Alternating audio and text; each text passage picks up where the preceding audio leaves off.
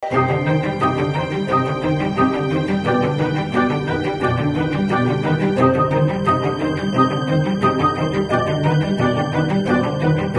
Kementerian Badan Usaha Milik Negara atau BUMN mulai terjawab setelah pihak istana menyatakan bahwa kementerian ini berpotensi turun status menjadi setingkat badan. Seperti apa selengkapnya terkait nasib Kementerian BUMN? Kabar penurunan status Kementerian BUMN menjadi badan disampaikan Menteri Sekretaris Negara Prasetyo Hadi dalam keterangan pers di Jakarta Selasa 23 September 2025. Prasetyo menyebut wacana kebijakan ini menyusul pembentukan BPI Danantara yang turut membawahi BUMN di Indonesia. Opsi itu mempertimbangkan fungsi Kementerian BUMN yang kini hanya sebagai regulator, sementara fungsi operasional lebih banyak diemban oleh Danantara. Kendati demikian, perubahan status ini perlu menunggu aturan lebih lanjut, termasuk kata Prasetyo soal status aparatur sipil negara atau ASN yang bekerja di Kementerian BUMN saat ini.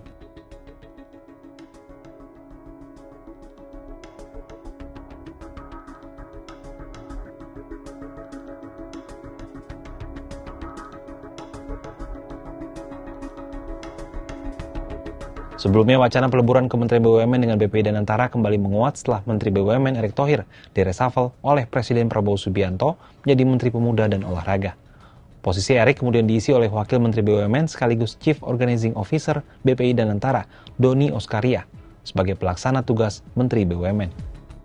Sejak awal, ruang pemerintah untuk melebur Kementerian BUMN dengan Danantara sudah menguat.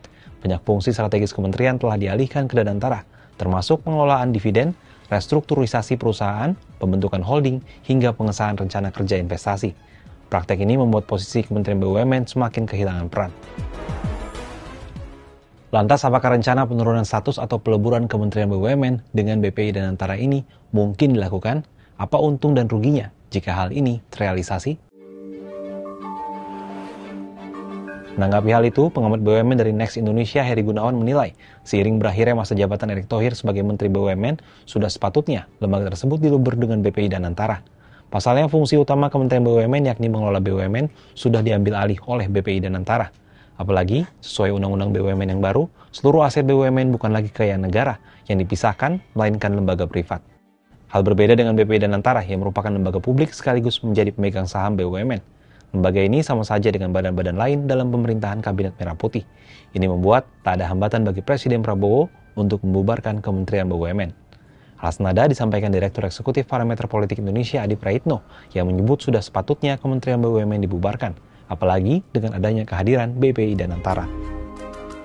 Ya kalau mau sih sebenarnya demi efisiensi, demi aktivitas, saya kira memang BUMN sebaiknya dilebur ya, karena fungsi-fungsinya sudah ada Danantara yang dalam banyak hal, Danantara itu sudah menunjukkan sebagai holding sebenarnya untuk kepentingan bangsa. Bukankah Danantara itu dibentuk misalnya seperti keinginan publik, seperti Temasek yang ada di Singapura, ini adalah perusahaan negara, di mana kemudian didesain sebagai upaya untuk bagaimana negara ini mendapatkan insentif yang positif, ada pendapatan, ada yang kemudian keuntungan-keuntungan yang bisa diorkestrasi.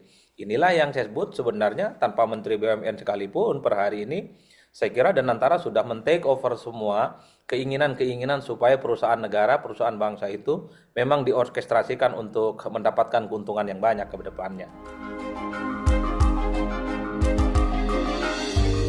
Keputusan untuk menurunkan status atau bahkan meleburkan Kementerian BUMN dengan BPI Danantara pun menimbulkan pro dan kontra. Kalau menurut Sobat Kompas, apa tanggapannya terkait rencana ini?